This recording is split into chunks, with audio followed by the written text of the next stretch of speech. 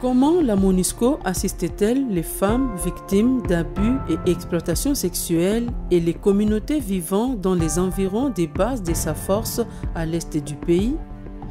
Bienvenue au magazine hebdomadaire de la MONUSCO qui fera dans un premier temps le point sur le projet pilote d'assistance aux victimes d'exploitation et abus sexuels. Puis, dans un deuxième temps, la remise des kits aux bénéficiaires des projets à l'issue de leur formation. Bonne réception.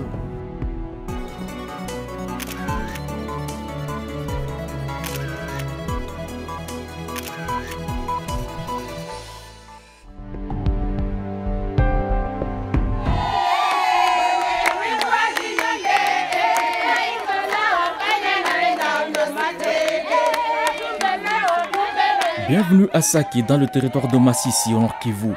C'est ici qu'a été donné le coup d'envoi en mai 2018 des projets pilotes d'assistance aux victimes d'exploitation et abus sexuels de la part des casquets bleus.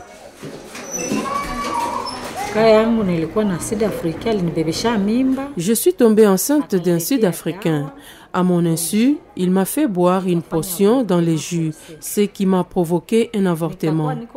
Je suis alors tombée malade. J'ai beaucoup souffert. Quelqu'un m'a conseillé d'aller me plaindre à la MONUSCO car les Sud-Africains assoudoyaient la sécurité pour que je n'entre plus dans leur camp. Voilà comment finalement, après l'hôpital, je suis venue ici suivre cette formation. Nous avions l'habitude de fréquenter les bases de la MONUSCO. Les femmes de Moumama sont allées nous trouver pour nous demander de cesser d'aller là-bas. Nous avons voulu résister, mais elles ont finalement réussi à nous convaincre. Nous avons cessé et elles nous ont inscrites ici pour apprendre la coupe et couture.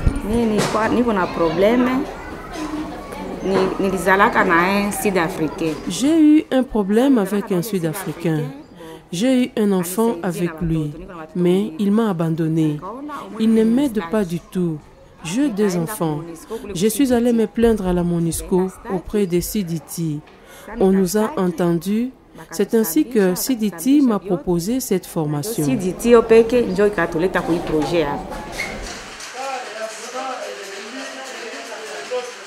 La majorité des victimes d'abus d'exploitation sexuelle sont des femmes. Donc, parmi ces femmes, il y a des jeunes filles, mais également il y a des adultes. Et donc, ce sont elles qui sont les bénéficiaires de nos projets, mais également, pour éviter une stigmatisation, parmi les bénéficiaires, nous avons également beaucoup de femmes qui habitent aux abords et aux alentours et qui sont exposées ou bien ont été plus ou moins impliqués dans des histoires d'abus ou d'exploitation sexuelle. Mais également, nous avons les membres des communautés qui se sont engagés volontairement à travailler avec nous dans ce qu'on appelle des plateformes qui sont les Community-Based Complaint Networks. En dehors de Sake, d'autres centres ont été ouverts à Bukavu et à Goma. Certains garçons présents dans les centres sont des formateurs, d'autres sont par contre des bénéficiaires. Ce sont les garçons qui étaient l'intermédiaire, qui faisaient les ponts entre les contingents MONUSCO et les filles et nos sœurs. Alors, c'est pourquoi, quand les filles sont allées, ont commencé les projets, on a jugé bien que les garçons aussi qui étaient les commissionnaires, comme ça on les appelle des commissionnaires, il était question aussi de les rassembler, de les mettre aussi dans les projets pour aussi les encadrer. La formation dans les centres pilotes portait sur la coupe et couture, la pâtisserie et la culture des champignons. Les financements des projets, c'est un financement, c'est un ensemble de projets. Les 3 projets, c'est pour un montant global de 175 000. Donc, qui ont été mis en place au niveau pour Kavumu, pour Sake et pour Bujovo Monegi. Donc ça, c'était la première phase de pilote que nous avons mise en œuvre. Entièrement financé par le Fonds global des Nations Unies pour l'assistance aux victimes. Les projets financés par le Japon et la Norvège sont exécutés par l'ONG Siam, Siri Mazingira ou le Secret de l'environnement.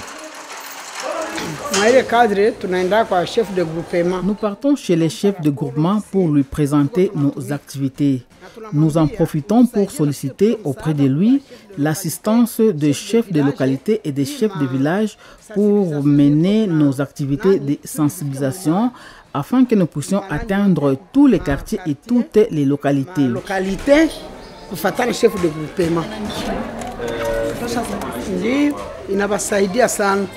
Les projets aident ces filles, surtout celles qui avaient l'habitude de sortir avec des hommes, y compris des hommes mariés, ce qui provoque des conflits entre elles et les femmes d'autrui. Grâce à ces projets, ces filles se sont éloignées de ces hommes.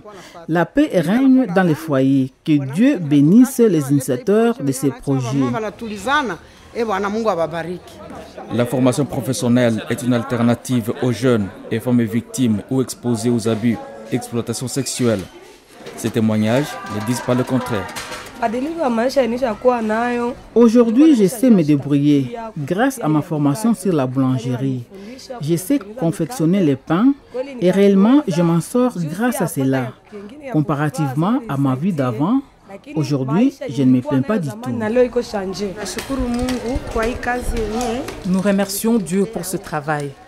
Cela nous aide beaucoup.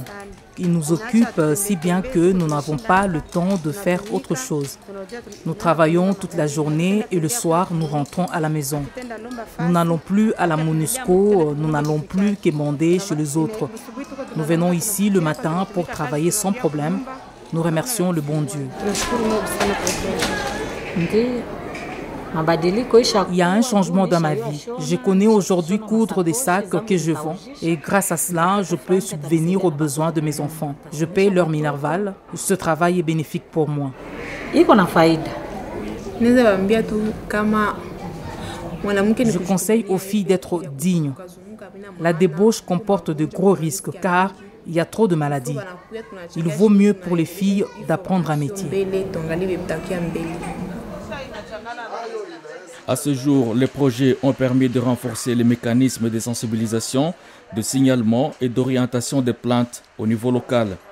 Ils ont aussi permis de renforcer les capacités des jeunes et femmes vulnérables à travers la formation professionnelle. Il est important qu'on puisse maintenir ce cap. Comme je vous ai dit, la mise en œuvre de ces projets, ça permet non seulement d'aider les victimes à se reconstruire, à avoir une nouvelle vie qui va les détourner et les faire oublier tout ce qu'ils ont vécu, tout ce qu'elles ont vécu depuis maintenant, mais également de s'orienter vers une nouvelle vie beaucoup plus stable et digne. L'exécution du projet est faite en partenariat avec les réseaux communautaires et signalement et de protection contre les abus et exploitations sexuelles commis par les casquets bleus. Ce sont des réseaux communautaires qui accompagnent les victimes, localement plus connues par le vocable CBCN, Community Based Campaign Network. Grâce à ces réseaux, 4 au total, plus de 400 personnes ont pu bénéficier de ce projet. Chef du quartier Bujovu de Goma, Célestin Baemouké, est aussi le point focal de l'un des réseaux communautaires de signalement. Nous avons plusieurs façons de sensibilisation. Néanmoins, nous avons la sensibilisation à masse et nous faisons aussi la sensibilisation porte à porte, mais aussi nous faisons aussi la sensibilisation aux écoles, dans les églises. Nous faisons aussi des affiches par rapport à cette sensibilisation-là. C'est depuis le 9 mai 2016 qu'on a mis en place ces comités-là de CBCN Bujovu. Et c'est depuis ces jours-là que nous avons commencé la sensibilisation. Nous avons aussi organisé de grandes sensibilisations sous l'appui de Mama Odama dans les quartiers. Là où on a parvenu à sensibiliser au moins 5 000 à 7 000 personnes. Dès que nous recevons le signalement, la victime, la plaignante, elle est prise en charge immédiatement par nous. Et on fait ce qu'on appelle une évaluation. Je vous ai parlé tantôt d'évaluation. Cette évaluation implique l'évaluation de son bien-être, comment elle est. Et par rapport à ses besoins immédiats, nous la prenons en charge et nous maintenons en contact avec elle durant tout le processus. Et vous savez que le processus ne finit pas au niveau de l'enquête, parce qu'il y a également les autorités soit du pays ou bien les autorités du pays d'origine de la personne mise en cause, ou bien lorsqu'il s'agit d'un civil, il y a donc notre bureau, le service qui s'occupe des ressources humaines au niveau de New York, qui revoit le rapport d'enquête et prend les décisions concernant la sanction appropriée si le cas est confirmé. Maintenant, si le cas n'est pas confirmé, le dossier est classé. Il est attendu à terme que les projets pilotes renforcent non seulement la résilience des victimes, mais aussi leur retour et leur réinsertion dans leur milieu d'origine. À l'issue de la formation, chaque bénéficiaire recevra un kit pour s'installer à son propre compte.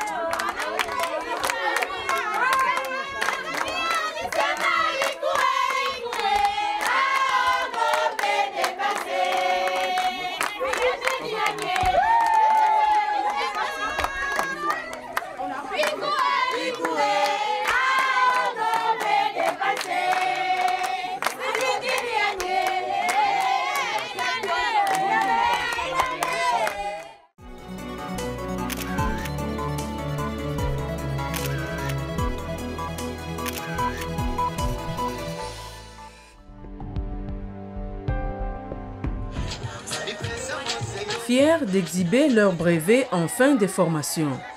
Elles sont 140 les bénéficiaires du projet d'appui aux victimes d'exploitation et abus sexuels commis par les fonctionnaires de l'ONU. Well, we are basically here because, as you recall, MONUSCO was given 3 projects. Nous sommes ici parce que, comme vous le savez, le Trust Fund de New York a confié à la MONUSCO 3 projets. L'objectif en est de former localement des personnes vulnérables, dont celle de Sake, où nous sommes présentement. Cela concerne en particulier les femmes, parmi lesquelles des victimes d'abus et exploitation sexuelle. Il s'agissait de former ces femmes afin qu'elles puissent trouver de l'emploi, se prendre en main, aller de l'avant et pouvoir vivre sans avoir à se vendre auprès du personnel militaire et civil de la MONUSCO. Fondamentalement, ce sont des activités que nous jugeons très utiles et importantes pour lutter contre les abus, les exploitations sexuelles au sein de la mission. Vous-même avec moi ici, vous venez de voir comment les bénéficiaires viennent d'être vraiment contents de ce qu'ils viennent de bénéficier. Donc, c'est vraiment une émotion de joie, car je suis vraiment flatté que la misère vient d'être soulagée tant soit peu aux bénéficiaires. Ile ni kazi nzuri sana, haiko tu wenye walibeneficie ile formation ndio wa beneficiaire, inakuwa ni communauté yote sasa, kwa sababu wale wenye wamebeneficie ile formation sherti waende kufundisha wengine. Population iko na lazima ya kukula uyoga, population iko na lazima ya kupata mikati, population iko na lazima ya kuona watoto wanajifunza kushona.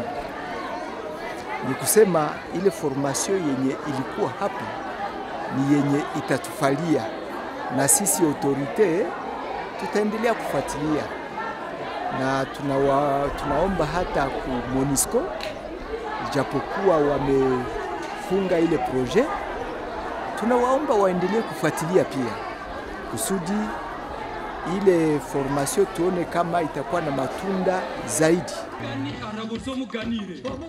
Nous sommes sur le site de l'un des projets, celui de Sake. La formation qui a commencé en mai 2018 a concerné 3 domaines: la coupe et couture, la pâtisserie et la culture des champignons. Ce jour est mémorable pour les bénéficiaires du Trust Fund Project. En plus du brevet de fin de formation, chacune a reçu un kit selon sa filière. Elles pourront ainsi s'installer à leur propre compte. Par ricochet, elles ne seront pas tentées d'être appâtées par des casques bleus. Mie nimefurahi sana kufika hapa, niko mtu wa kujifunza kupanda buyoga. Yaani niko mtu wa champignon. Mina jifunza hapa, nimefurahi sana mama Adama. Mina furahi pia mama Kurusumu na mama Chantale. Kukazi yenyewe wamenifundisha kupanda buyoga. Nimeona kwa hii siku chache, kwa hii miezi kidogo, maisha yangu yamebadilika. Ndio, haiko kusema kama tumepata brevet ndio tunaenda ikala. Hapana, kazi ikingali. Kwa ule mwenye ameona kazi inamfalia na ni ya mafaa kwake, inapashwa tuendeleshe kazi na balisha tuonesha fasi ya kununulia mbegu, yani kusiame. Migoma Himbi, yani ule mwenye anapenda kazi itaendelea kusaidia na mbegu panda inane. On m'avait donné la machine. J'ai fait les coupes couture. Avec la machine là, je vais commencer à couser les habits. Après, je vais avancer. En tant que bénéficiaire, nous affirmons que ce projet a atteint ses objectifs car désormais, nous nous sentons capables, de par nos formations respectives, d'exécuter un métier pouvant permettre de nous prendre en charge sans recours à des voies désamusantes.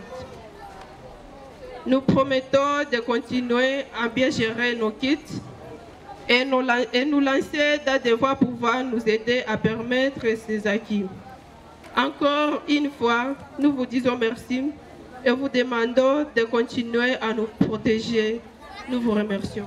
Financé par Trust Fund à hauteur de 175 000 $ américains, le projet a concerné 3 centres, à savoir Sake et Bujovu au nord Kivu et Kavumu au sud Kivu.